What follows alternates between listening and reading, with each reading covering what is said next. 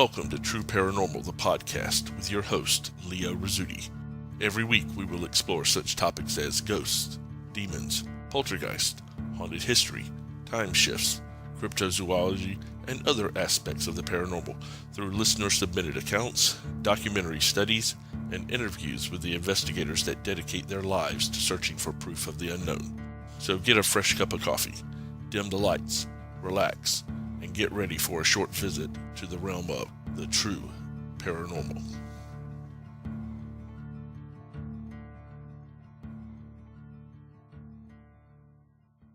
Hey guys, Leo Rizzuti here. Welcome to another episode of True Paranormal, the podcast. Not sure what the weather is like where you guys are, but here in Ohio, we've decided we're going to revisit late winter. We went from about 75 degrees one day to mid-50s the next, which is a lot of fun. I'm sure that the folks out there that are gardening and have houseplants outside and things like that are just loving this up and down yo-yo insane weather that we've been having. Also, I do want to mention it is Mother's Day weekend, so happy Mother's Day to all of you moms out there and folks who have moms and folks who are going to be moms and anybody else involved with the word mom. We certainly wish you guys a happy Mother's Day and hope that you guys have enjoyed your weekend. Now, without any further ado, we have got a lot of listeners that have been sending in stories to us, so let's jump right into sharing a few of those.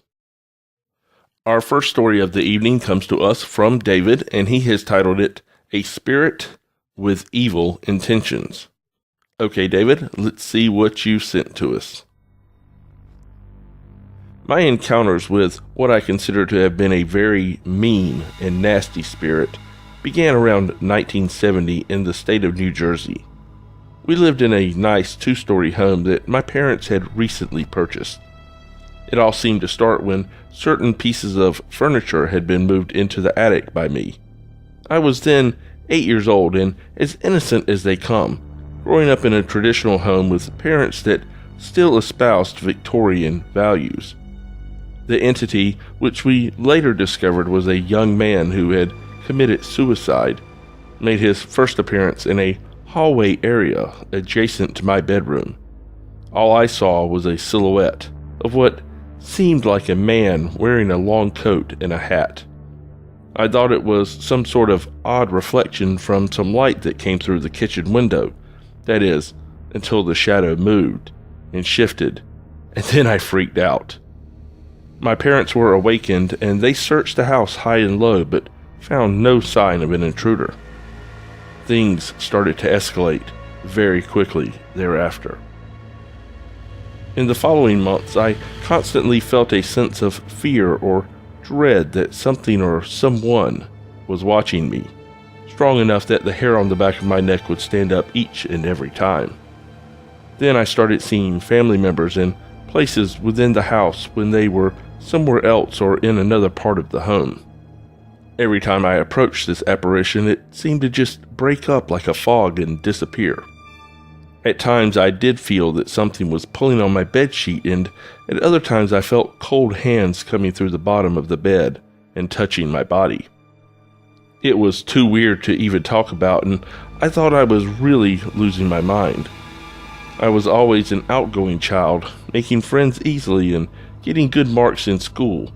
Why was this happening to me? Did I do something to deserve this? An 8-year-old child?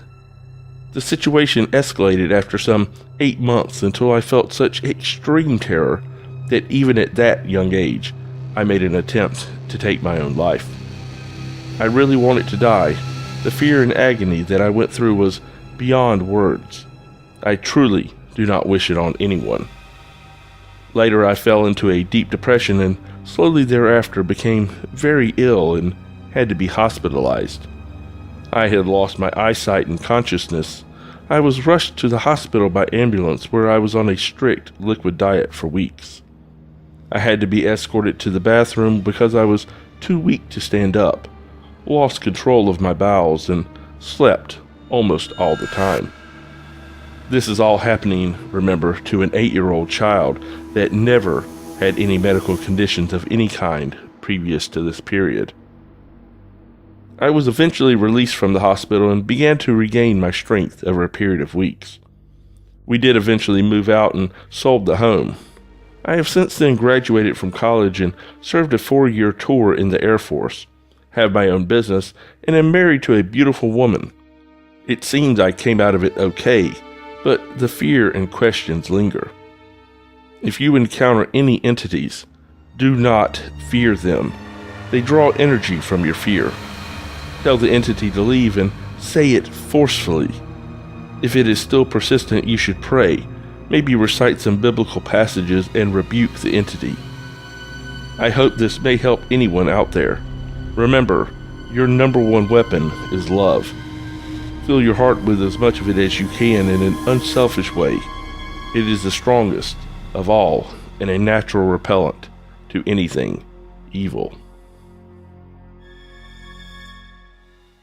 Wow. Okay, David, thank you for sharing that story with us. Man, that is an experience and a half, especially for someone at that young of an age, to be so affected by a haunting experience at the house that they feel like their only escape is to attempt suicide. I can't even imagine what that could have been like growing up in that kind of atmosphere, to have that kind of stress on you.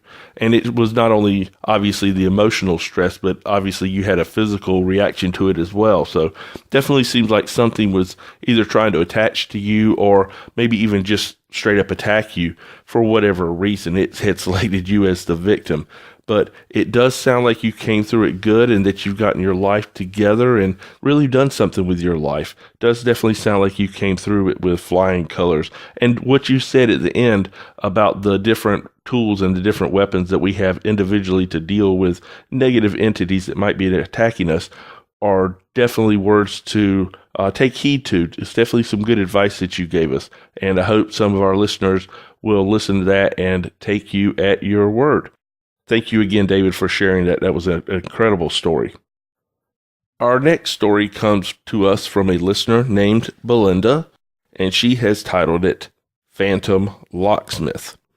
Okay, Belinda, let's jump into your story. I was working at the library late one night, and I had to answer the phones as part of my job.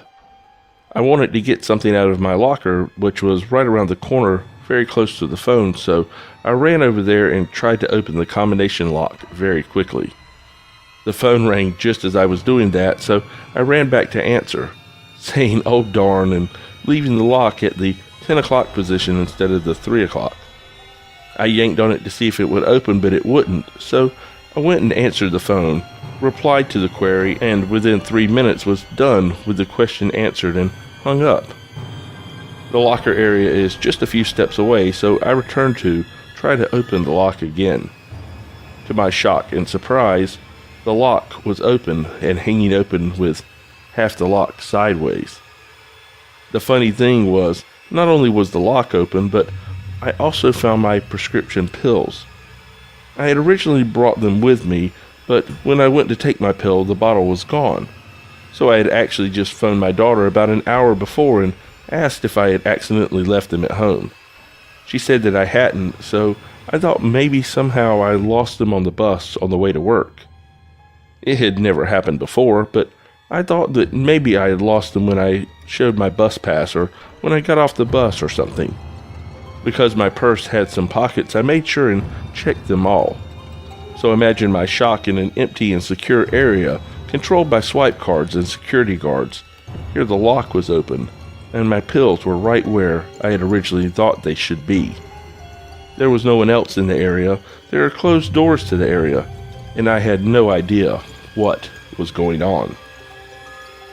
Now, about 2 weeks prior to this, I was asked why did I forget to turn the computers off at night. I had actually turned them off, and even went as far as looking at the security video to confirm it. So, who turned them on?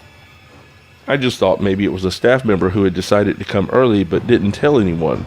Maybe from another area, but now I just don't know. What do you think? Could a paranormal force or ghost have opened my lock, taken my pills, and then replaced them? This is really kind of freaking me out because I'm a creature of habit and I always do things very carefully and do not want to have to deal with this kind of thing. I just don't want anything I do not understand playing tricks on me. Just by coincidence, 2 special items of mine are also missing as well from home. I have looked and looked but cannot find them, and perhaps it's just coincidence. But now I wonder. Wow, Belinda, it sounds like you're dealing with an almost classic poltergeist situation. I have read of a lot of different instances where people have things like that happen at work, where either items that they know that they had with them or that they know that they left at home have suddenly appeared with them at work, or in your case, the lock being open.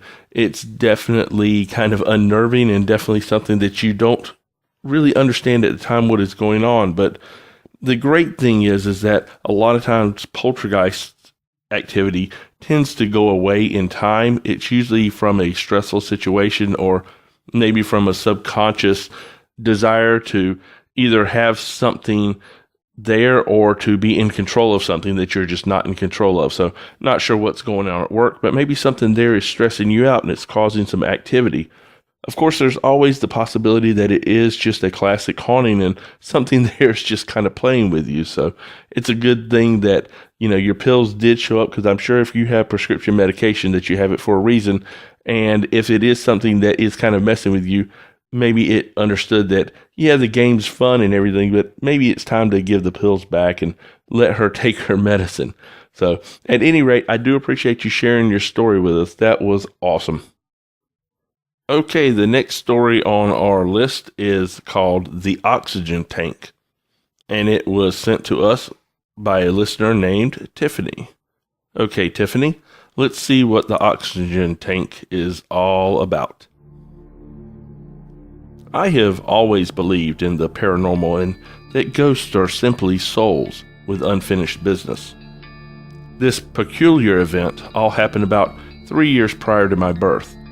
It's about my grandfather and the unique way he said goodbye to my grandmother, Clara. In late 1983, my grandfather suffered a heart attack that left him weak and bedridden. It was especially dire circumstances because my grandfather had lost one leg to diabetes in 1975. Also in 1975, my grandmother had suffered a fall that left her paralyzed from the waist down. The chief caretakers of my disabled grandparents were my mother's 2 brothers, Charles and Preston. My mother's one of 7 children to my grandparents, but my uncles lived in the house with them. The fateful day came in late September, actually a few weeks before my mother's birthday. My Uncle Preston was already at work, and my Uncle Charles was busy getting himself ready for work when he decided to check on my grandparents, as he always did.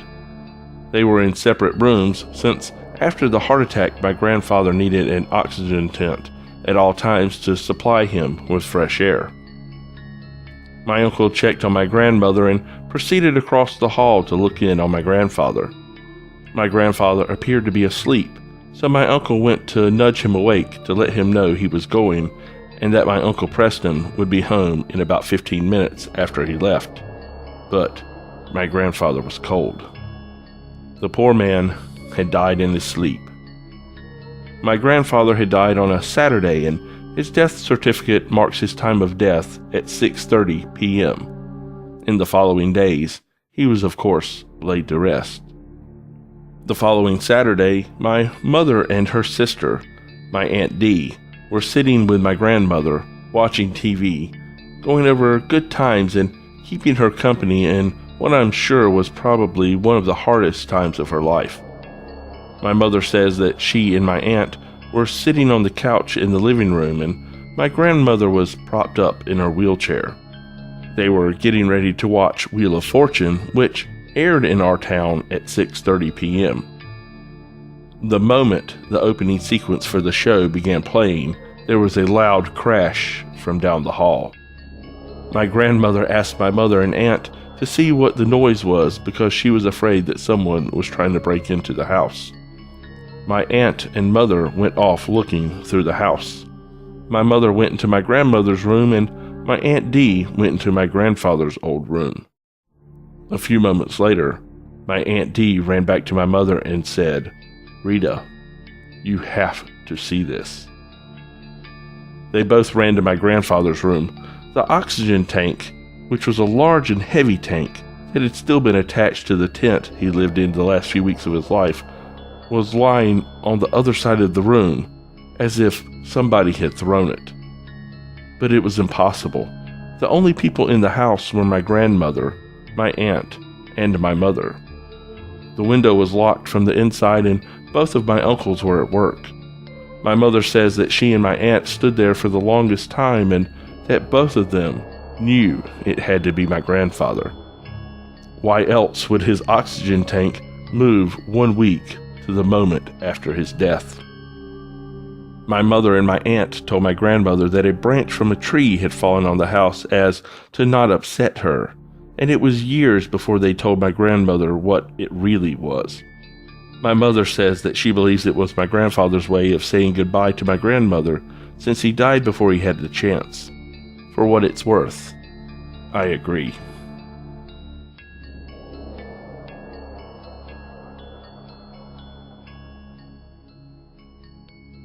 Whoa, Tiffany, that was an absolutely incredible story. And I agree with your assessment and your grandmother's and mother's assessment that it was probably your grandfather definitely saying goodbye. How else would you explain something like that happening a week to not only to the day, but to the moment of your grandfather's passing?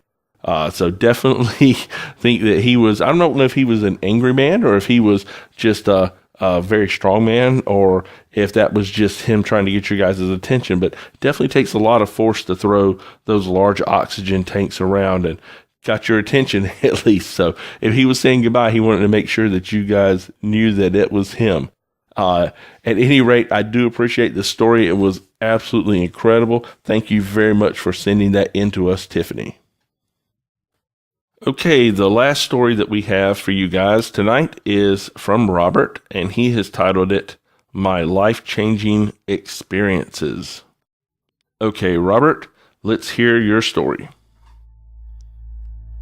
My interest in the paranormal is purely based on the events in this story, which was to change my perception of the paranormal forever. When I was a child, I lived with my sister, parents, our 2 cats, and our dog in Lancashire in the north of England. Things seemed okay at first, but over the years, many bizarre things happened in that house which not only could I not explain, but on reflection, still frighten me to this day. When we moved into the house, I could tell it was obviously crying out for redecorating, as walls needed replastering and new wallpaper. It looked as if it had seen better days, and it wasn't exactly what you would call modern. Nevertheless, our parents liked it just the way it was, despite the fact that rusty old pipes needed replacing. Having lived there for a little while, I tried not to let it bother me, but it just seemed quite dank and depressing sometimes.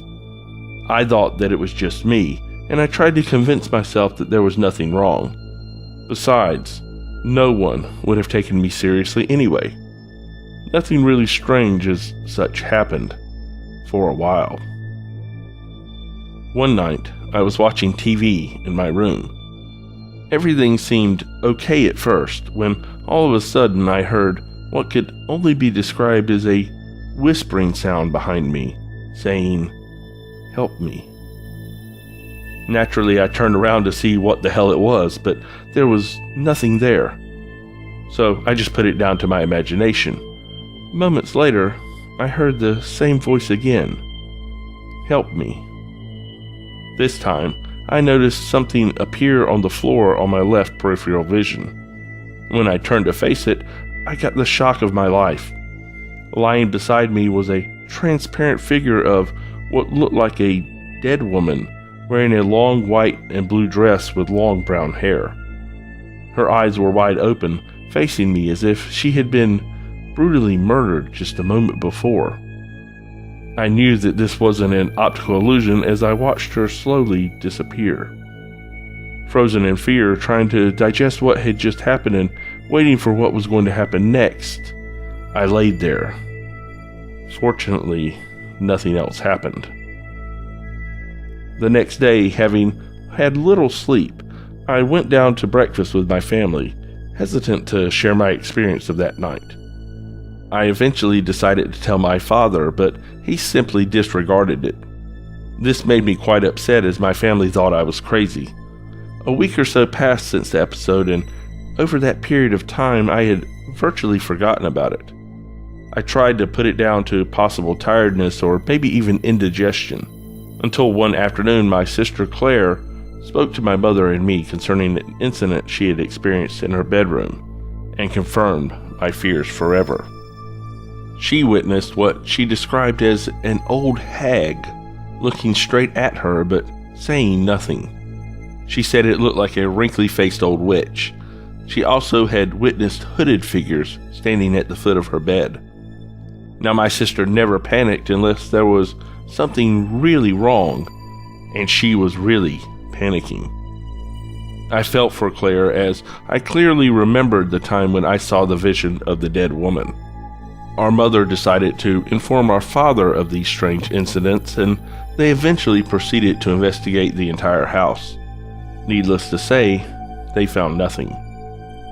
Things gradually got worse from there in.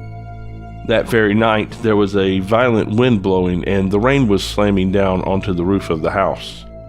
My mother called out to Smokey, one of our cats, to let him know his dinner was ready. Normally, Smokey was enthusiastic when it came to food and would rush down the stairs, but not that night. There was no way he could have gotten out of the house as both the front and back doors were shut and locked, and the windows were all closed due to the torrential rain and violent wind, especially in the north of England. My parents checked the living room and the kitchen. My sister checked the hallways and her bedroom, and I checked all the rooms upstairs, but he was nowhere to be found. For days I would wish for Smokey to return, but eventually I knew he wouldn't. I never really got over that. As the days went on, our dog Ben began to bark violently as if he was angry about something. The frightening thing about this was that he never really changed after that night, and it was totally unlike him previously. After that night, he would tend to bark in a violent fashion unexpectedly. I couldn't look at Ben the same way again.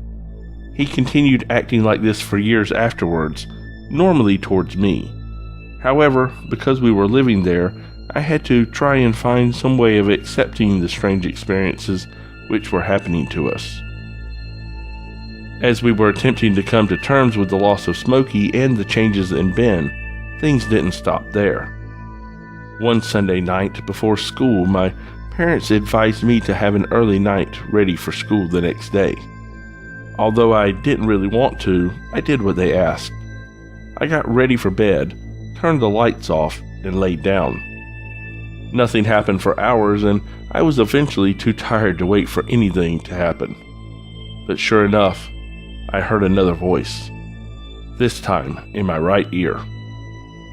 Unlike the whispering voice of the dead woman, this was a very deep, male voice saying the words, "Get out," very clearly.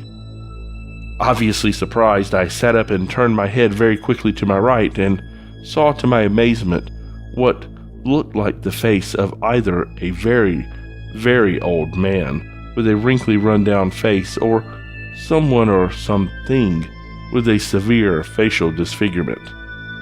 This had to have been the most bizarre apparition I have ever seen.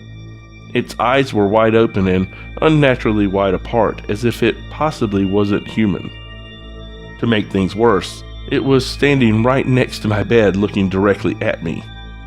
Luckily for me, I soon left home and went to boarding school where I stayed from Monday to Friday.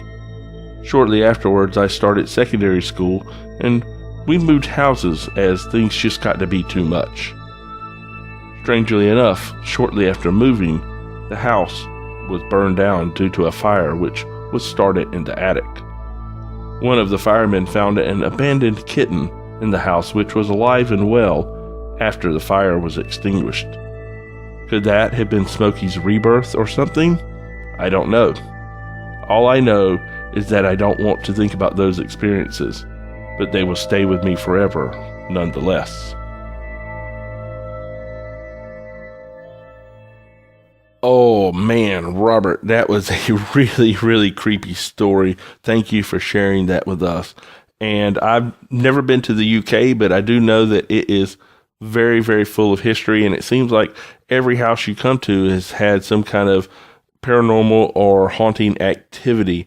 It's definitely a place that is not uncommon to run into houses that are haunted. And it seems like you guys ran into one that was a little more haunted than most, and definitely not with the friendliest of apparitions. Between it appearing to you and to your sister, and the way that it appeared to you guys did not seem to be very friendly. Be very curious to find out what, if anything, was the history of the house beforehand, or if they rebuilt something on that land to see if there was still activity happening there. And amazing, like you said, the kitten that was found after the fire was extinguished. You postulate that it could be your lost cat being reborn, and I'm not going to say that's not a fact, but it's definitely a coincidence. So, at any rate, very cool story, Robert, and I do appreciate you sending that to us. That was awesome. Well, guys, that's going to do it for this episode of True Paranormal, the podcast. I would like to thank Robert and Tiffany and Belinda and David for sending in the stories that we use today. You guys are absolute rock stars. And if you would like to be a rock star and have your experience shared on our show, just check us out on Facebook at True Paranormal the podcast and hit that like button and look for the message us button or the email us button and hit either one of those and send us your story. We would be glad to share them with the world here on one of our future broadcasts. Alternately, you can also email that to us at trueparanormalpodcast@gmail.com. That's trueparanormalpodcast@gmail.com. If you're listening to us on iTunes, be sure to subscribe and give us a rating and a review. Check out our archived episodes there too. There's some good stuff in those older episodes. Also look for us on Twitter and on YouTube and basically anywhere else that you guys can pick up podcasts from. We're kind of everywhere at this point. That being said, this is Leo Rizzuti. I do appreciate you guys tuning into us and checking us out every week, and be sure to join us next week for another episode of True Paranormal, the podcast.